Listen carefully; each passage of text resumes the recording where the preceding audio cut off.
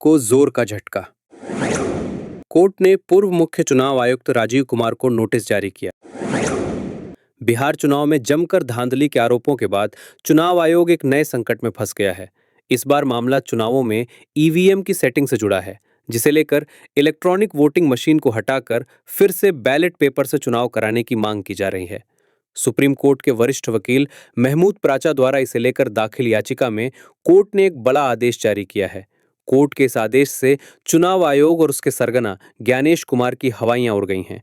दरअसल कोर्ट ने ज्ञानेश से पहले मुख्य चुनाव आयुक्त रहे राजीव कुमार को नोटिस जारी कर अदालत में पेश होने को कहा है। इसके साथ ही कोर्ट ने ईवीएम बनाने वाली दोनों कंपनियों के करीब आधा दर्जन निदेशकों को भी नोटिस जारी किया है।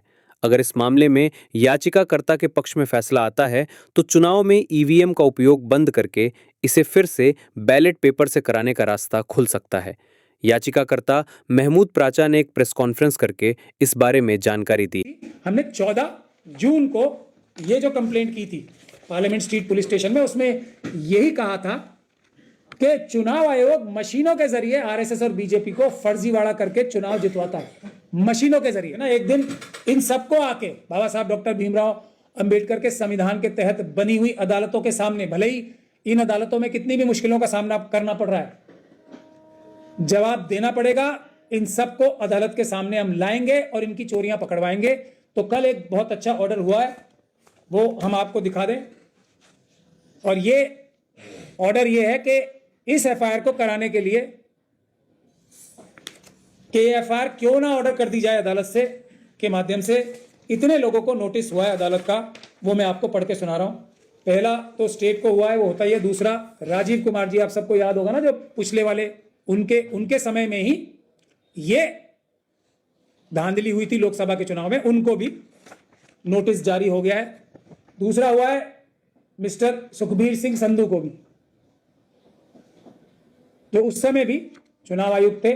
तीसरा हुआ है मनसुख भाई श्यामजी भाई खाचरिया साहब। अब ये पूछोगे ये कौन है? ये हैं भारत इलेक्ट्रॉनिक्स लिमिटेड, जहां ये मशीनें बनती है ना ईवीएम की, उनको ये भारतीय जनता पार्टी के डायरेक्टर नियुक्त हुए हैं। भारतीय जनता पार्टी ने उनको, मोदी जी और अमित शाह जी ने डायरेक्टर नियुक्त कराया था। कहां? मशीनें बनाने वाली कंपनी में। इसी तरीके से दूसरे डायरेक्टर्स जो हैं बीईएल के, मिस्टर शिवनाथ यादव को भी हुआ है, मिस श्यामा सिंह को भी हुआ है बीईएल का नोटिस।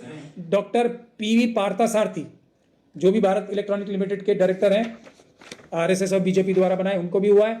मिस्टर कृष्णा बिरहारी राय साहब को भी हुआ है, जो ईसीआईएल के डायरेक्टर हैं, जो दूसरी कंपनी है जो मशीनें बनाती है। इसके अलावा भी दूसरे ऑफिशियल्स के खिलाफ भी हमने अभी कार्रवाई जारी रखी हुई है, जो हमने वादा किया था। ये आदेश भी इन्हीं अदालतों से आया है। तो अब बिहार की तरफ मैं रुख करता हूं। तो एक तो हमारे जो ये दिल्ली हाई कोर्ट में स्टेटमेंट दी थी चुनाव आयोग ने, हमने जला दिए हैं या डिस्ट्रॉय कर दी हैं मशीनों की वीडियो फुटेज, उसका भी इस केस में बहुत फायदा होगा, क्योंकि अब दूसरी धाराएं भी, सबूत नष्ट करने की भी इस एफआईआर में जुड़ेंगी। बिहार के चुनाव के बाद एक बहुत बड़ा मुद्दा फिर बन गया है देश में, वोट चोरी का। हम लोग पहले दिन से, जब हमने मशीनों के खिलाफ आंदोलन शुरू किया था, चुनाव आयोग का घेराव किया था, तो उस दिन से एक ही बात कह रहे हैं कि आरएसएस और बीजेपी बहुत सारे तरीके वोट चुराने के, हेरा फेरी करने के चुनाव में इख्तियार करती है, लेकिन ये सारे वोट चोरी के तरीके कम पड़ सकते हैं अगर चुनाव जो है ना मशीनों से ना किए जाएं, बल्कि पेपर बैलेट से किए जाएं। हमने ये भी कहा था कि पेपर बैलेट से चुनाव कराना आज भी और आज तक भी वो बात सही है, कानूनी रूप से सही है, और मशीनों के द्वारा चुनाव कराना कानूनी रूप से सही नहीं है। खास तौर पे जब तक section 61 capital A representation of peoples act का जो प्रावधान है उसका पालन सख्ती से ना किया जाए। लेकिन आप सब लोगों ने देखा कि मोदी जी और अमित शाह जी, आरएसएस और बीजेपी, अब ये बात बिल्कुल जाके साबित हो गई है, पूरी तरीके से साबित हो गई है, जो बात हम शुरू से कहते रहे हैं कि आरएसएस और बीजेपी, मोदी जी और अमित शाह को कुछ भी फर्क नहीं पड़ता। आप उनको वोट चोर कहो, पैसा चोर कहो, कोई उनके ऊपर इल्जाम लगाओ, कुछ भी उन्हें बोल लो, उन्हें कोई फर्क नहीं पड़ता। और ये बात हर इलेक्शन के बाद साबित होती जा रही है कि कुछ भी कर ले कोई, इलेक्शन वही जीतेंगे, जो इलेक्शन जीतना चाहेंगे, जैसे जीतना चाहेंगे वही जीतेंगे। एक चीज के लिए पूरे देश में मोदी जी और अमित शाह जी ने अपना जाल बिछा रखा है, सभी पॉलिटिकल पार्टीज के अंदर, एनजीओ के अंदर, सोशल एक्टिविस्ट के अंदर, जो बहुत बड़े बड़े हमारे सोशल मीडिया के भी जर्नलिस्ट हैं उनके अंदर भी, कि आप सब लोग सब मिलके सिर्फ एक मदद अमित शाह जी और मोदी जी की, आरएसएस और बीजेपी की कर दो। कितनी गाली दे लो, कितना बुरा बोल लो आरएसएस बीजेपी को, कोई फर्क नहीं पड़ता। सिर्फ आप मशीनों को हटाने की बात मत करो। और किसी भी पॉलिटिकल पार्टी के लीडर को बैलेट पेपर से चुनाव कराने के लिए नहीं आंदोलन करने दो ना, और कोशिश ये करो कि ये जन आंदोलन भी ना बन पाए। इसके लिए मोदी जी और अमित शाह जी ने अपनी पूरी ताकत लगा रखी है। ये बात हर चुनाव के बाद साबित होती जाती है। हम लोगों ने जब 2024 के इलेक्शन से पहले आंदोलन शुरू किया था, वो आंदोलन बहुत बड़ा हो गया था। उसको देख के बहुत सारी पॉलिटिकल पार्टीज के लोग हमारे साथ आए, हम लोगों ने खुले दिल से उनका स्वागत किया, लेकिन सभी लोग आधा अधूरा राह में छोड़ के हमें चले गए। हमारे बहुत सारे खुद अपने साथी भी हमें राह में अकेला छोड़ के चले गए, और बहुत सारे तो उनमें से पॉलिटिकल पार्टीज के भी सदस्य बन गए। और असली मुद्दा जो है, जो हम सब लोगों ने भी, जो हम सोशल एक्टिविस्ट थे, अम्बेडकरवादी भी थे, जो असली मुद्दा हम सब लोगों ने तय किया था, और वो हम लोगों ने तय नहीं किया था, जनता ने हमसे तय करवाया था, जनता ने, उसको भूल गए।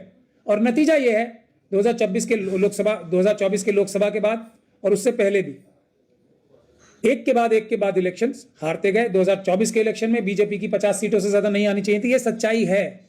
इसी सच्चाई को छुपाने के लिए तरह तरह के लोग अपनी अपनी बातें कह रहे हैं। और बिहार के चुनाव में भी अभी मैं बहुत सारे ऐसे लोगों को देख रहा हूं जो हमारे जैसे लगते हैं, जर्नलिस्ट अच्छे लगते थे, हमें भी अच्छे लगते थे। वो ये कह रहे हैं कि उनके सर्वे में भारतीय जनता पार्टी की और एनडीए की 130 सीटें आ रही थी। ये है चमत्कार। हमारे जैसे जो लगने वाले लोग हैं वो भी जनता को ये बता रहे हैं कि नहीं, एनडीए चुनाव जीती थी, हाँ 70-75 सीटें एक्स्ट्रा ले गई।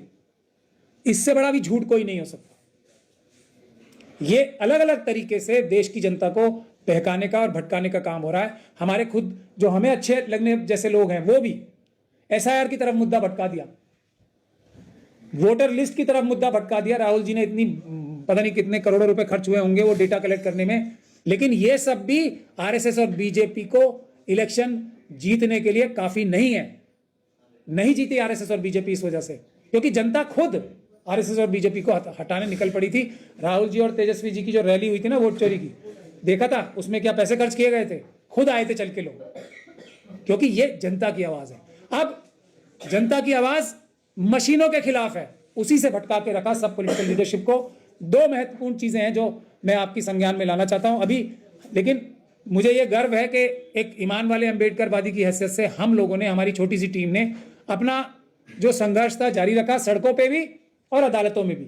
और हम काफी हद तक इतना मटेरियल इकट्ठा कर चुके हैं कि अब भी अगर पॉलिटिकल पार्टीज चाहें तो बिहार का इलेक्शन भी हम दोबारा कराने में सक्षम है, पेपर बैलेट से कराने में सक्षम है, मशीनों के चुनाव को रद्द कराने के लिए भी सक्षम है।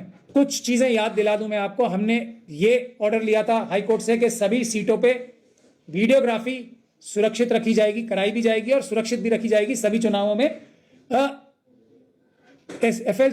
फर्स्ट लेवल ऑफ चेकिंग से लेके एफएलसी से लेके चुनाव के बाद जब पेपर जो मशीनें होती हैं वो सुरक्षित रख ली जाती हैं, उसकी वो सुरक्षित रखी जाएंगी और कराई भी जाएगी वीडियोग्राफी और सीसीटीवी फुटेज।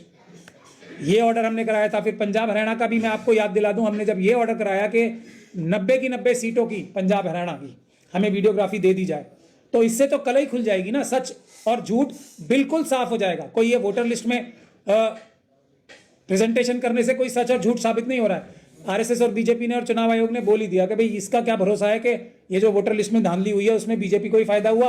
हो सकता है दूसरी पार्टी के लोगों ने भी नकली वोट डाल लिए हो, जाके वोटर लिस्ट में धांधली उन्होंने भी करा ली हो। ये एक बहस का मुद्दा बन जाता है।